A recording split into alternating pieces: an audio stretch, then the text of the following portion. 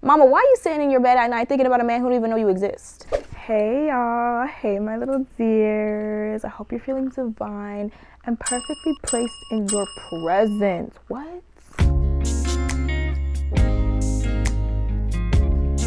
I'm Jenna Osei, and welcome to the first episode of my new web series called Words and Wardrobes. Listen to me talk, the man pack our clothes, it's words and wardrobes.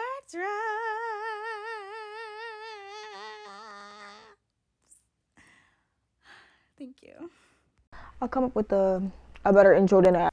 No, I will not. Welcome to Words and Wardrobes, where I create and we exchange a few words. On this episode, I want to talk about something like, when I say the name, the girls that I know are gonna shake. The girls that already know are going to be quiver, right? What are we talking about? Limerence.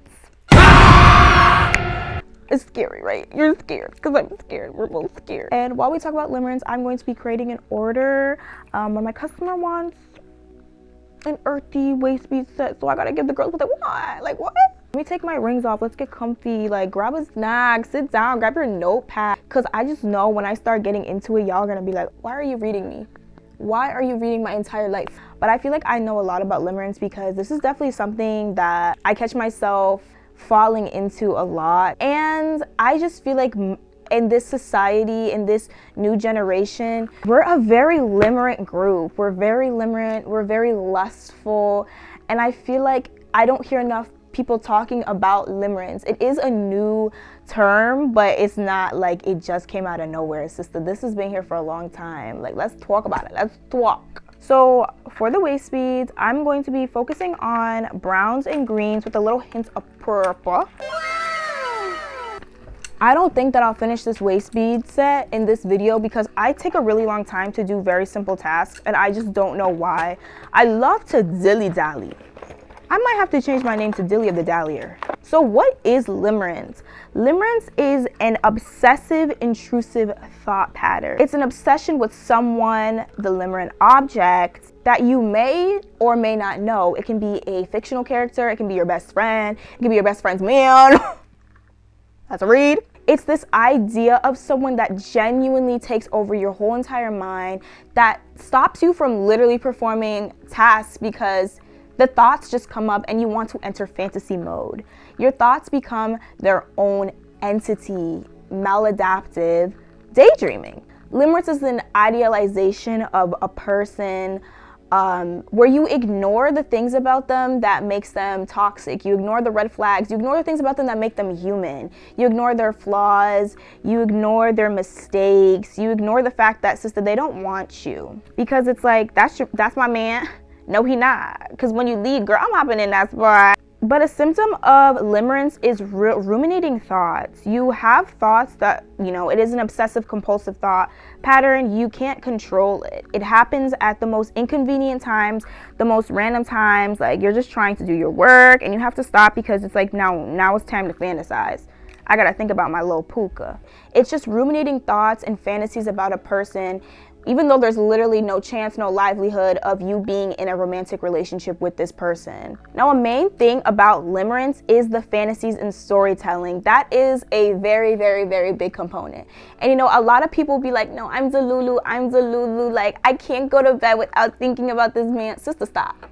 Let's take a break right now. Let's pause. Let's talk. Mama, why you sitting in your bed at night thinking about a man who don't even know you exist? Clock that T. Clock it. Clock that T. Clock it. Let's cancel that. Let's end that in 2024. Let's stop thinking about people at night who don't even know we exist. Sister, that's scary and that's weird. I'm scared, I'm shaking, I'm quaking, I'm afraid. But limerence is an addiction. And what makes them addictive is the fact that you don't want to stop. You enjoy the thoughts. You enjoy the fantasizing. There's a few different common fantasies that come with limerence. One of them being the hero fantasy. You saving this person from a situation, a person, and them being like, wow, I was so wrong about you. And this kind of enters the pop culture romance movies of first of all, y'all, I have not started on this waist bead. I cannot multitask. But back to what I was saying.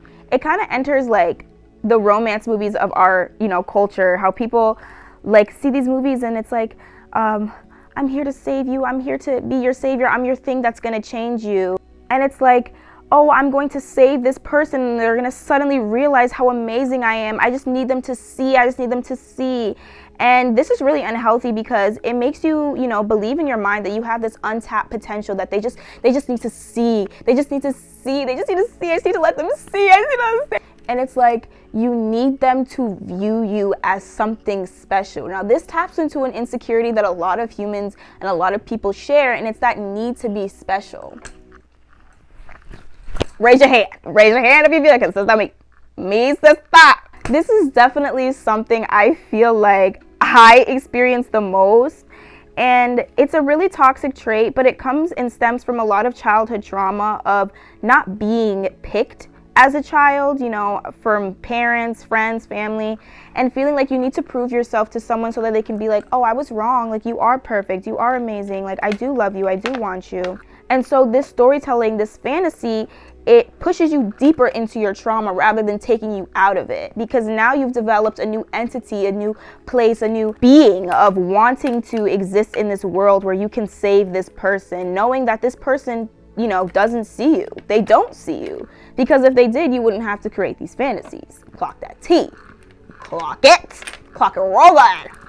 But this feeling of wanting to be special, honestly, it eats me up real bad at night. It's like this thought that's like, no, I know me. I know me, they just don't know me. I have to show it to them. But baby girl, you don't have to prove yourself to nobody. Nobody. Especially someone who doesn't see you. Now, mama, I done dropped the jewel. If someone doesn't see you, that has more to do with them than it does you. They're just not your person. Now, another fantasy is the obstacle fantasy.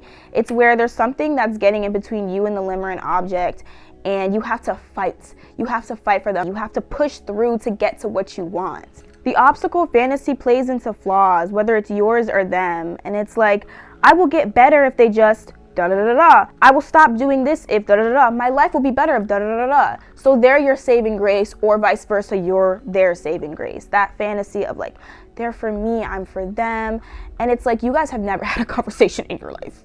Maybe you guys had one conversation and you really running with it, mama. You really running it dry. When I think about limerence, I'm constantly reminded of a Buddhist philosophy or psychology, for lack of a better word, and that's the realm of hungry ghosts, which is a realm of souls with large empty bellies, small mouths, and thin necks. These souls are always hungry, always empty, and always seeking something from the outside.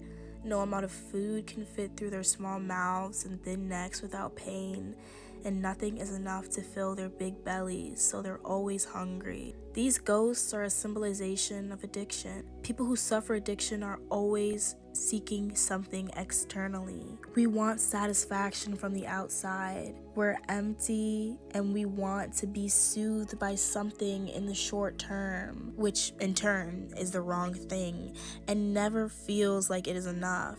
The only way to satisfy that desire and that enoughness is by filling the hole of the missing thing with the thing the hole fits. No equivalents, no shortcuts, the exact. So there are some correlations between limerence and love addiction, and that is, you're not in love, you're in lust. That's the main difference. You're infatuated with the act of falling in love and being in love, but not actually love. You don't want the intimacy, you don't want the adversity, you don't want the pains, the trials and tribulations that come with love. You want the lust, you want the attraction, you want the attention, you want to be desired. Limerence is the desire to be desired. You want to be desired. You want to be a token. You're infatuated with the idea of love. You're not actually in love.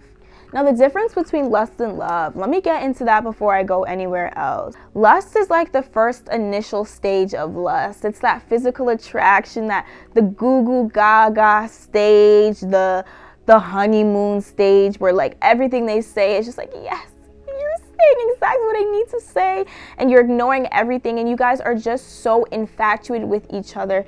Physically, the attraction is so strong, the pull is so strong. Lust is driven from physical connection, while love comes from emotional connection. That's the main difference.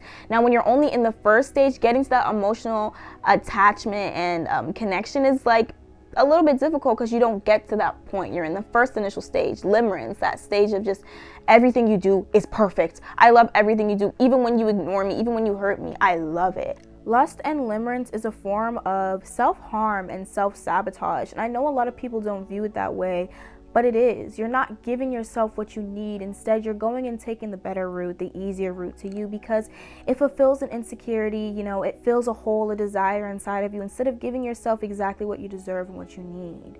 And when you get something that's good for you, you pull back, you know, you remove yourself from the situation. You find yourself distant because you think, why is this so easy? Why is this possible? Why does this feel so good?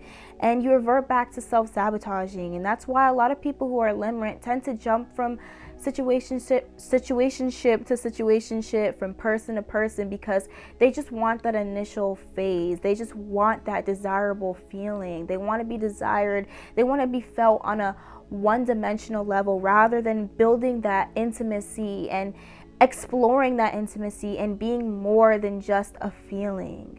But I also want to say that if you are a limerent individual, it's not your fault. You didn't do this to yourself. Limerent comes from severe emotional neglect. And because limerence plays into insecurities, it's very easy for it to pop into jealousy.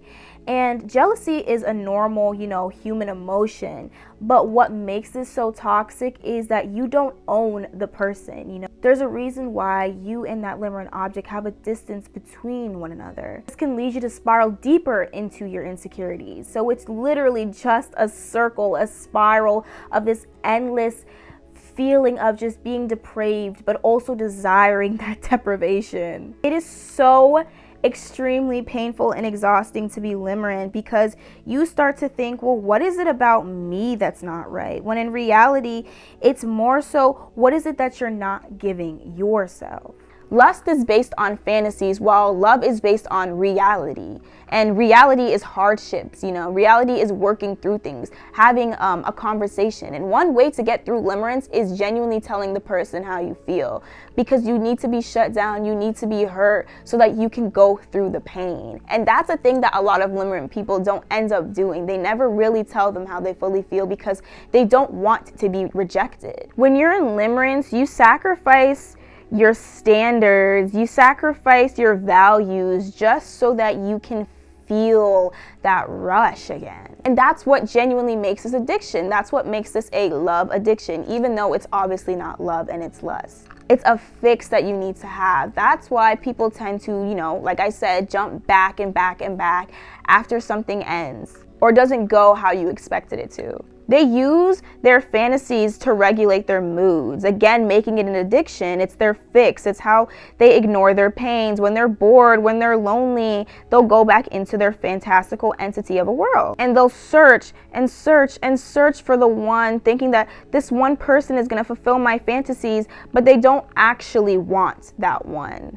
Now, for me, I find myself being very, very limerent because I found myself being very, very limerent. Before I even knew this term existed, I would tell myself that I had a wanting to be special complex because that's genuinely what it felt like. I just wanted I wanted to be something to somebody. You know, I wanted somebody to see me. But girl, no one can see you if you don't see yourself. And I didn't see myself. I saw myself as an object, you know, a character in my own fantasies that I needed to play out. And I needed somebody to come in and be the second character and play into my world. But again, like I was saying, you can't have a relationship with that idea. That's not gonna work. It's not gonna be healthy either, because once your fantasies get over with and you're bored of it, you're getting nowhere. Another fantasy that I did not talk about was the threat of separation. And I really want to talk about this because this is something that I saw myself, let me not claim that into my present world, doing. And it's that I'm going to pull back. I'm not going to text them. I'm not going to look at their story. I'm going to ignore them. And that can be very healthy, but it's about the intention you go into doing it. People who are limerent or lust-driven or love addicted do that as a way to emotionally manipulate the person. They're doing it as, I'm going to pull back and they're going to see what they lost. And the other person, you know, just being a human, losing something doesn't feel good. You know, It's this idea that they can see that I'm willing to just push away or that I don't need them, to shock them out of the delusion that like they weren't already in love with you, when in reality they never were. And this is genuinely funny to me because it's like, if I never like knew what limerence was, I would have thought that I was eating the girls up. And I constantly see myself being like, oh, I'm not even gonna text them back, I'm gonna ignore them, I'm gonna da-da-da-da, because I need them to realize like what they lost. I need them to see me. I want them to see me. I want them to realize that this was the wrong choice. I want them to come back thinking that they made the wrong choice. But it's like, girlfriend, you're not seeing yourself. You're not seeing yourself. And I'm always saying this. How can you expect to be seen? How can you expect somebody to know you, to understand you, if you don't know, understand, or see yourself? Limerence doesn't center you as the most important thing in your life when you are the most important thing in your life. You're the only thing that you have control over their actions. Yet, being limerent and being lustful and love addicted makes you think that your fantasies are the most important thing in your life. The people in your fantasies, the other person, rather than you. There's a lot of similarities or relation between limerence and codependency. It's that idea of, I need you. I need you to fulfill my fantasies. I need you to take me away from this real world. I need you. And again, that relates to childhood trauma. Unfulfilled wishes, you know, being ignored as a kid, not being picked as a kid, which again plays into that wanting to be special. There's a reason you and the limerent object aren't together, and honestly, it's a respect thing, not just for them, but for yourself. Why are you constantly putting yourself into this ring, into this cycle, into this circle of self-disrespect? It's a lack of accountability and it's a lack of awareness to the point where you're making choices that end up affecting your character. For some reason, I feel like this society thinks it's like cute and quirky to be lustful and to be like, nah, like, I could never commit, and I watch their snap score, and I, watch their following count. I stalk them every once in a while. Got to see what my favorite bae is posting on their story. But it's like, we kind of enable lustful behaviors. And I feel like that's why I'm kind of talking about it, because I know that I see myself behaving in lustful behaviors sometimes. And lust is the lowest vibration. I will insert a chart, and lust is one of the lowest vibrations because it tells you a lot about yourself in the worst ways. It shows how you behave to your self-love and the love that you have for the environment and the people around you. It's a reflection of yourself. But all these behaviors, all these, like, I count how long it takes for them to text me back. This is a sign of unhealthy attachment. It's an addiction. Like, it's an addiction, mama. Clock it. Clock it real quick and real fast and real good. So I feel like it's very important. One of the main steps for treating limerence is self-awareness. You need to be aware of these behaviors within yourself so you can start tackling them from the inside out. Whether it's the fantasies, the constantly checking their snap scores, or keeping tabs on people. This is like the one thing I always say. If you want to heal from somebody, a situation, you gotta stop keeping tabs on them. You can't let go of a situation if there's still a cord attached. Healing from limerence is a lot more difficult if you choose to be delulu and ignore it. Like, yes, it feels good, but not everything that feels good is right for you. So treating limerence really goes back to self-love. Having that love for self, identifying the fact that I'm a limerent individual. What I'm experiencing isn't me falling in love, isn't me being in love with this person. It's me being limerent. I'm attached in an unhealthy way. I need to back out. Affirm those to yourself. When you have those fantastical thoughts, let them pass by. Be the watcher of your thoughts. View them from an outside lens. When they pop up, take yourself out of it. Be like, okay, it's here. I'm done. I see that it's there. Or just, sometimes it's a lot to say a lot in your head. You don't want to do all that. You really want to just dive deep into those fantasies. Let them be there. Pass them on. Think about something else. They pop up. Be like, all right, at 6 o'clock, I have to do this, that, and the third. Let them pass by. Once you start taking control of your thoughts, limerence seems to, she seems to step back. She's like, oh, okay. You have love, right? Because self-respect is a form of self-love. When you are strong enough to control what needs to be controlled, and when you're strong enough to say, all right, I gotta let go, I have to step back, what I'm doing is unhealthy. When you have that amount of respect for yourself, you have an abundance of love. To know yourself to the point where it's like, all right, this is wrong. I'm gonna have accountability for myself, and I'm gonna make a change to be healthier. Girl, you love yourself a whole lot, because a lot of people will stick with that Delulu side, and mama, they ain't gonna get that far. But also, you need to be gentle with yourself. You know, these limerent behaviors, these lustful behaviors, again, they stem from trauma. Trauma can't be treated with guilt and shame. Don't feel embarrassed by these emotions. Although, when you do clock that you're feeling, you know, guilt and shame, that's a sign that your body is like, hey, what you're doing isn't right. Like, we need to cut this out. We need to remove it. Be gentle with yourself. Be ginger. I watched a really good video about limerence. I'm going to link those all in the description below. One of the ways that someone said to heal from limerence is by getting hurt. I know I said that earlier in the video, but genuinely, I feel like for me personally, it really pushes you out of the delusions, and it really pushes you out of the fantasy of, oh, I thought we had a family of 4 at home. What? You don't, we're not, oh, okay. But getting hurt and moving from that hurt, moving from that place of hurt, it brings you somewhere. One way to get over a feeling is by feeling it, sitting with that feeling and moving with it. And I mean moving with it from a place of intention and a healthy perspective. When you move with limerence from a healthy perspective, you change from lust, a low vibration, to love, a high vibration. Self-acknowledgement, you know, self-awareness. Like, what would I do without this needle? Because I was really struggling yesterday. I ain't got no needle. I was sitting over there spinning air on a thread. That's what I was doing yesterday. But no, I feel like I talk to a lot of people, and honestly speaking, sorry to call out the queer community, but I feel like we're very limerent. And it's like this like thing of like, oh, I don't know, this goes for like lesbians and just women loving women and everything in between. Why do we always say like, you know, you'll never get over your ex? Sister, don't put that curse on me, sister. You'll never get over your first love. Who? That ain't me. Again, pushing that narrative and just allowing that behavior of limerence. Sister, no.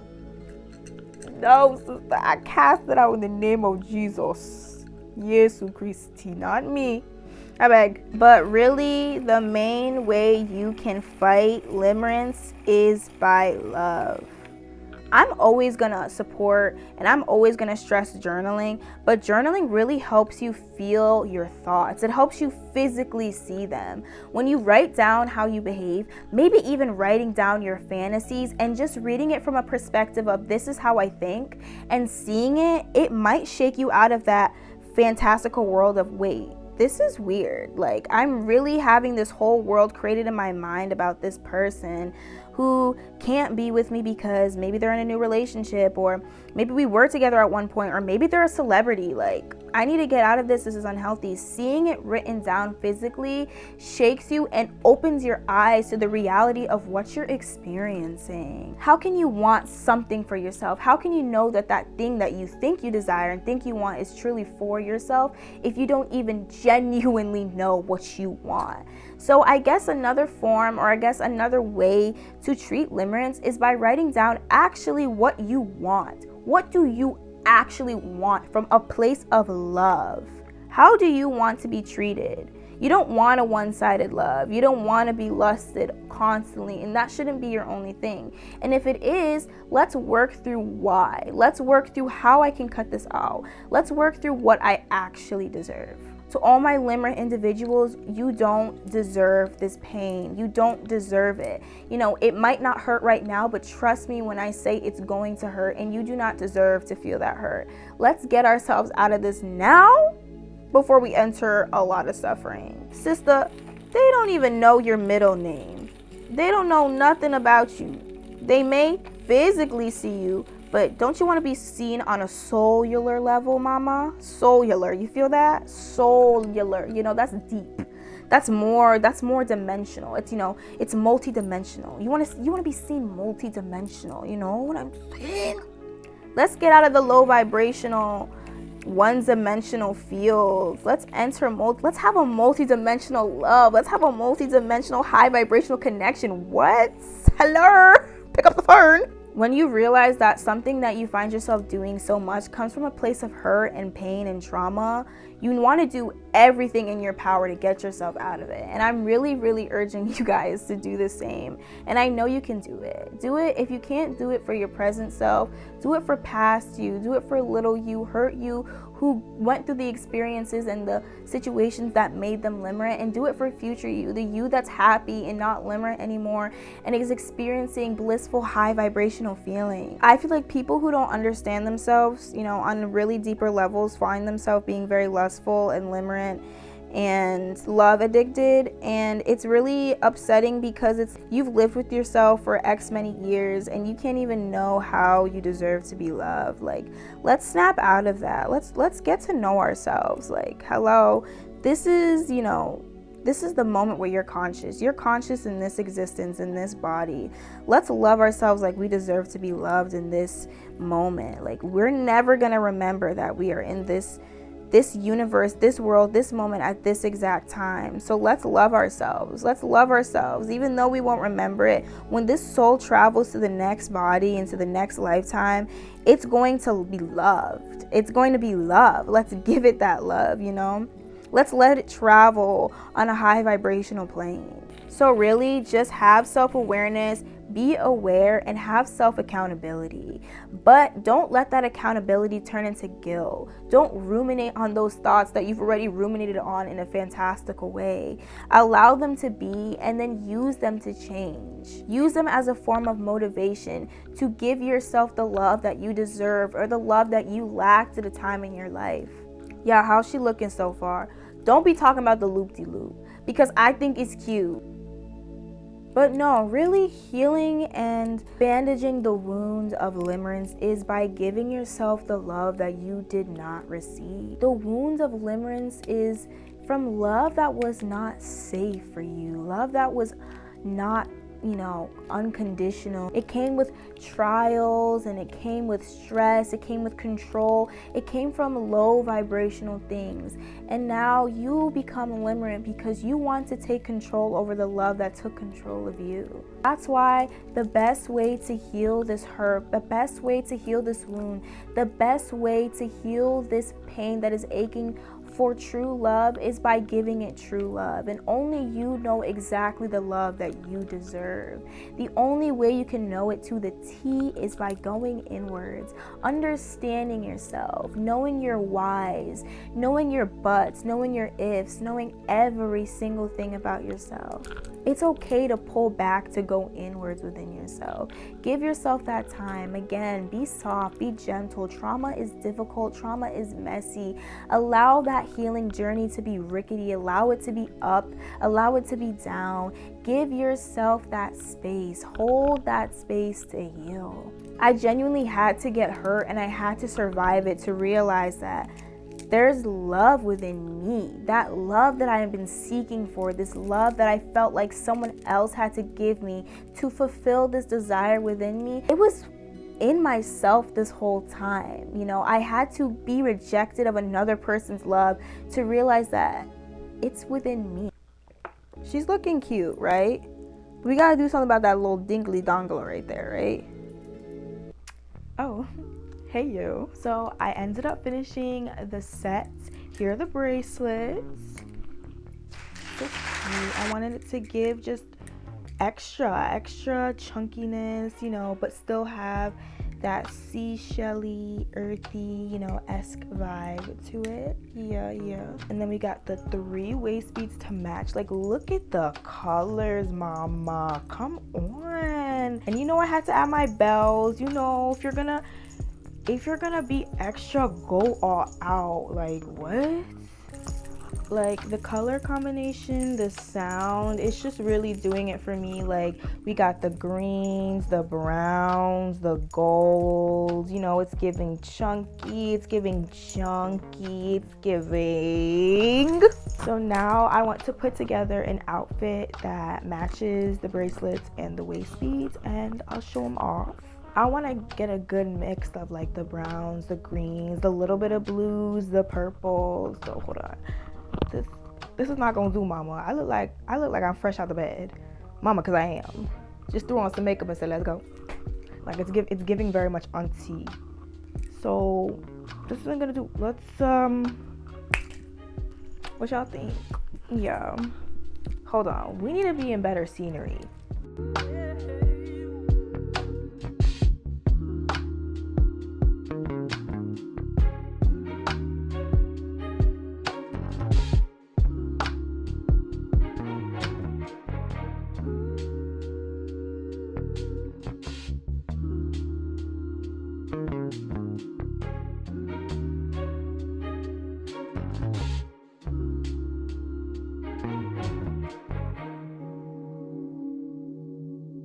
That's gonna conclude today's video of words and wardrobes on lust, limerence, and love addiction. Let me know if anything I said really resonated with you. If you experienced limerence, love addiction, or lust, how you got yourself out of that thought process and those behaviors.